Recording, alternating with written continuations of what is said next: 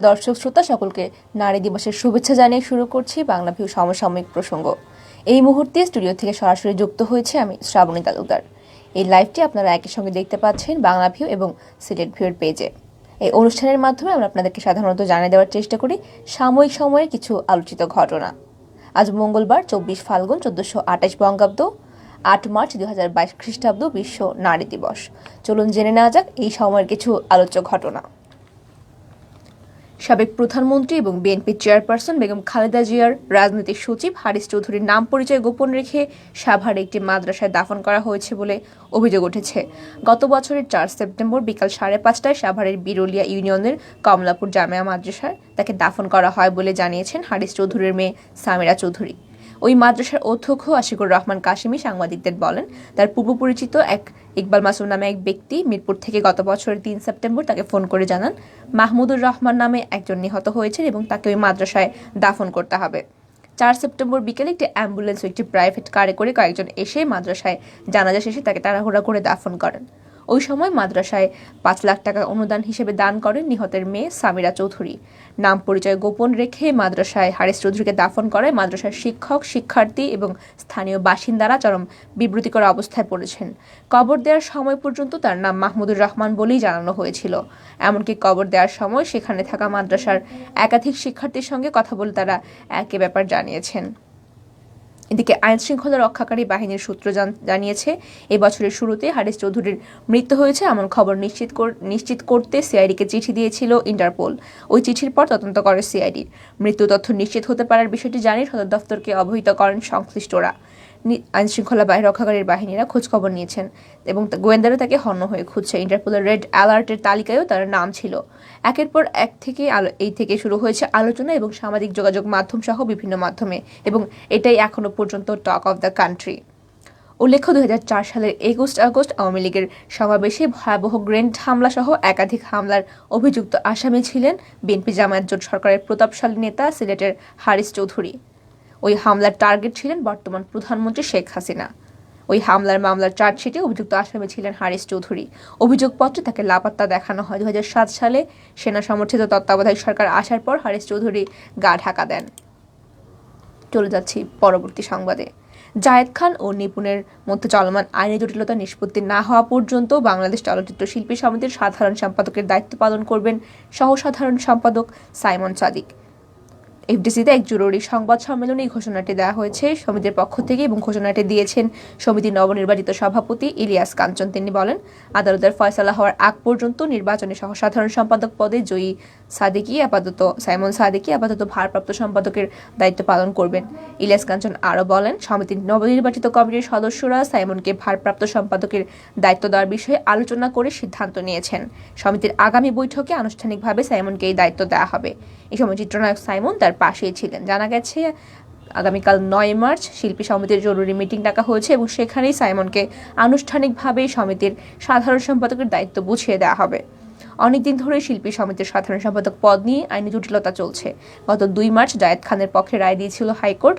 এরপর শপথ নিয়ে চেয়ারে বসান জায়েদ খান, কিন্তু হাইকোর্টের রায়ের বিরুদ্ধে আপিল করেন নিপুণ আক্তার এবং গত রোববার 6 মার্চ হাইকোর্টের এই রায় এক সপ্তাহের জন্য স্থগিত পদটির উপর স্থিতাবস্থা জারি করেন আদালত। তারই পরিপ্রেক্ষিতে সোমবার এই সিদ্ধান্তের কথা জানান সভাপতি ইলিয়াস কাঞ্চন। আগামী শুক্রবার একদিনেই 15টি সরকারি প্রতিষ্ঠান, মন্ত্রণালয় ও সংস্থার চাকরির পরীক্ষা পড়েছে। প্রতিষ্ঠানগুলোর ওয়েবসাইট থেকে জানা গেছে, গত শুক্রবার সকাল ও বিকেলে এসব পরীক্ষা অনুষ্ঠিত হবে। এর মধ্যে কয়েকটি প্রতিষ্ঠানের পরীক্ষা পড়েছে একই সময়ে। একই দিনে একাধিক প্রতিষ্ঠানের নিয়োগ পরীক্ষা পড়ায় বিপাকে পড়েছেন চাকরি প্রার্থীরা। মহামারী করোনা ভাইরাসের কারণে গত 1.5 বছর প্রায় বন্ধ ছিল এবং গত বছরের সেপ্টেম্বর থেকে বিভিন্ন সরকারি প্রতিষ্ঠান এবং মন্ত্রণালয় চাকরির পরীক্ষা নিতে শুরু করেছে। সব প্রতিষ্ঠান একই সময়ে একাধিক পরীক্ষা পড়ায় অনেক পরীক্ষার্থী পড়েছেন বিপাকে এবং অংশ নিতে পারছেন না অনেকেই। ডিসেম্বরে করোনার প্রকোপ বেড়ে যাওয়ায় চাকরির পরীক্ষার্থী কমে যায়। আবার মার্চ থেকে নতুন করে নিয়োগ বিজ্ঞপ্তি আসছে এবং স্থগিত হওয়া নিয়োগ পরীক্ষাগুলোর পরীক্ষার তারিখও দেওয়া হচ্ছে। আবার শুরু হচ্ছে সব প্রতিষ্ঠানের চাকরির পরীক্ষা। একই সঙ্গে সব প্রতিষ্ঠান পরীক্ষার সূচি প্রকাশ করায় চাকরির প্রার্থীরা পড়েছেন আশঙ্কায় এবং একই দিনে একাধিক পরীক্ষা পড়ে তাদের সেই আশঙ্কায় সত্যি হয়েছে। আগামী শুক্রবার 15টি প্রতিষ্ঠান, মন্ত্রণালয়, সংস্থার চাকরির পরীক্ষার সূচি ঠিক হয়েছে। ন্যাশনাল ইনস্টিটিউট অব বায়োটেকনোলজির প্রশাসনিক কর্মকর্তা মাহফুজুর রহমান জানিয়েছেন, নিয়োগ বিজ্ঞপ্তি দেওয়ার সময় সংশ্লিষ্ট মন্ত্রণালয় থেকে ছাড়পত্র না হয় তেমনি পরীক্ষার তারিখ নির্ধারণ করে কাজটি যদি সমন্বিত কোনো ইউনিট দেখাশোনা করতো তাহলে একই দিনে পরীক্ষাগুলো পড়তো না এবং চাকরি প্রার্থীরাও বিপাকে পড়তেন না। সিলেটে একদিনে 2 যুবকের আত্মহত্যার ঘটনা ঘটেছে। সিলেট মহানগরীর কুমারগাঁও এবং বিশ্বনাথের সদর ইউনিয়নে 2টি ঘটনা ঘটেছে। স্থানীয় ও পুলিশ সূত্র জানিয়েছে, সিলেট মহানগরীর কুমারগাঁও এলাকায় নিচে বাসার সিলিং ফ্যানের সঙ্গে ঝুলে লাহিন আহমদ নামে এক 25 বছর বয়সী যুবক আত্মহত্যা করেছেন এবং দেহ ঝুলতে থাকতে দেখে পরিবারের সদস্যরা তাকে উদ্ধার করে এমজি ওসমানী মেডিকেল কলেজ হাসপাতালে প্রেরণ করলে কর্তব্যরত চিকিৎসক তাকে মৃত ঘোষণা করেন। তবে কী কারণে সে আত্মহত্যা করেছে বিষয়টি এখনও জানা যায়নি। অপরদিকে সিলেটের বিশ্বনাথ সদর ইউনিয়নের উত্তর ধর্মদা গ্রামের কনাই মিয়ার ছেলে শিপন মিয়া তার নিজ বাড়ির একটি গাছের সঙ্গে রশি দিয়ে গলায় ফাঁস দিয়ে আত্মহত্যা করেন। খবর পেয়ে পুলিশ তার লাশ উদ্ধার করে এবং ওসমানী মেডিকেলের মর্গে পাঠিয়েছে। শিপু পেশায় একজন নির্মাণ শ্রমিক এবং সে মাদক মামলার আসামি। 1 মাস কারাভোগ করে সম্প্রতি জামিনে ছাড়া পেয়েছে। তবে আত্মহত্যার প্রকৃত কারণ এখনও জানা যায়নি। ঝিনাইদহে অপহৃত কলেজ শিক্ষার্থীকে উদ্ধার করেছে র্যাব। অপহরণের ঘটনায় জড়িত থাকার অভিযোগে 3 জনকে গ্রেফতার করা হয়েছে। গ্রেফতারকৃতরা হলেন আবু গিফির গাফফার এবং সাব্বির হোসেন এবং হাফিজুর রহমান। তারা একাধিক মামলার আসামি। তাদের কাছ থেকে একটা এসিড সদৃশ বস্তু এবং 3টি দেশীয় ধারালো অস্ত্র ও মোবাইল ফোন জব্দ করা হয়েছে।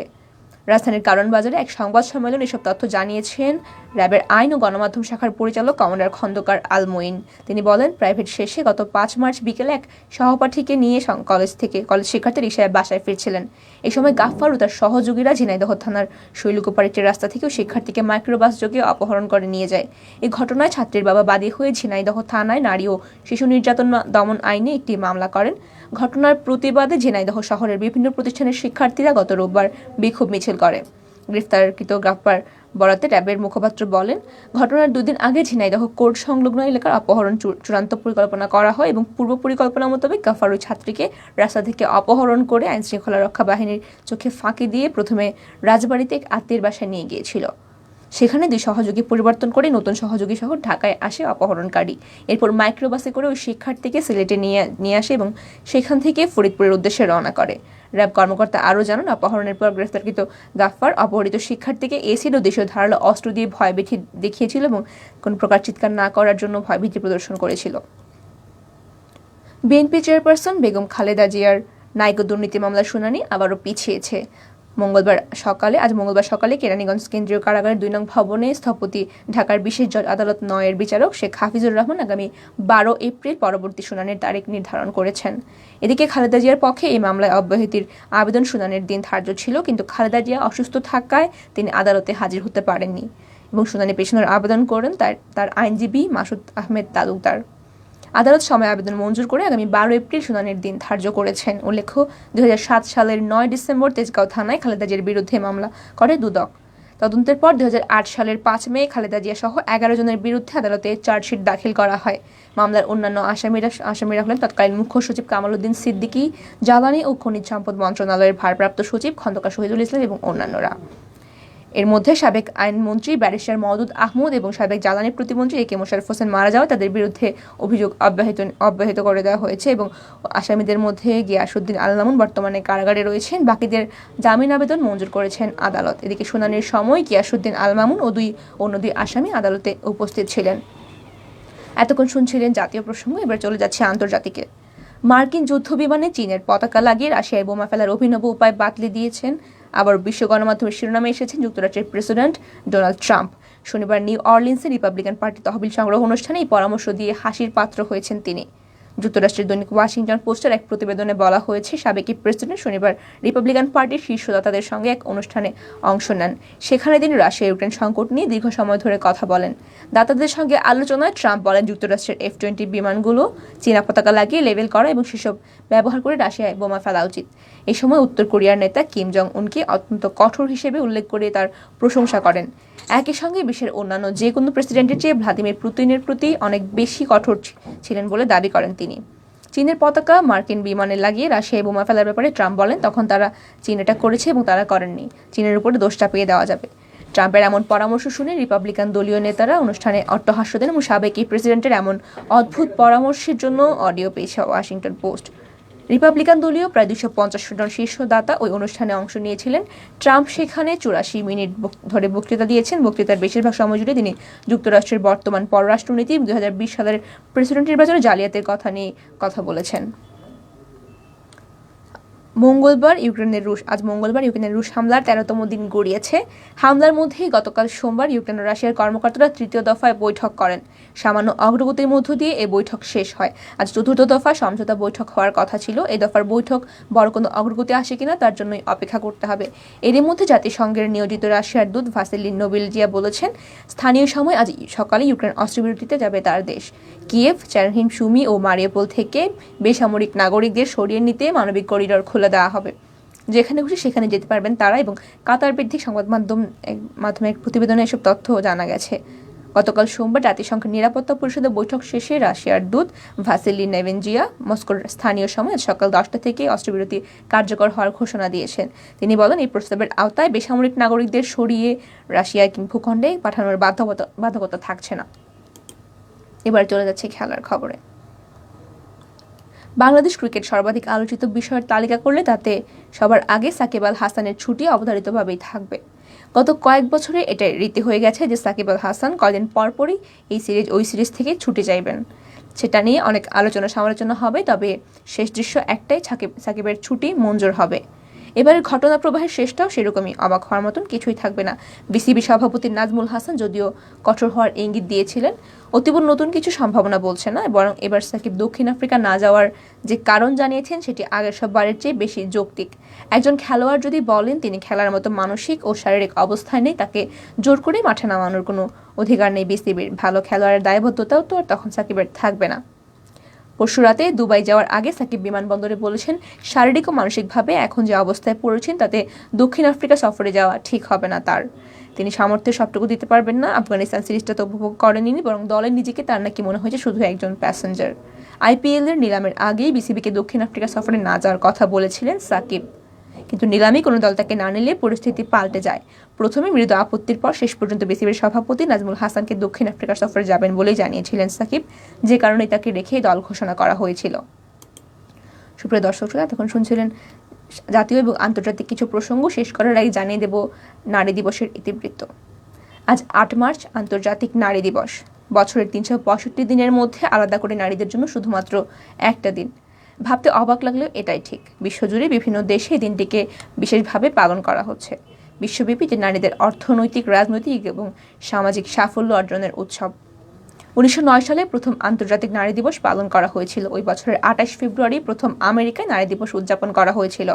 Socialist party of America new ইয়র্কে 1908 সালে বস্ত্র শ্রমিকরা তাদের সম্মান আদায়ের লক্ষ্যে শুরু করেন ধর্মঘট এবং নির্দিষ্ট সময় অনুযায়ী কাজ আর সমমানের বেতনের দাবিতে চলে হরতাল।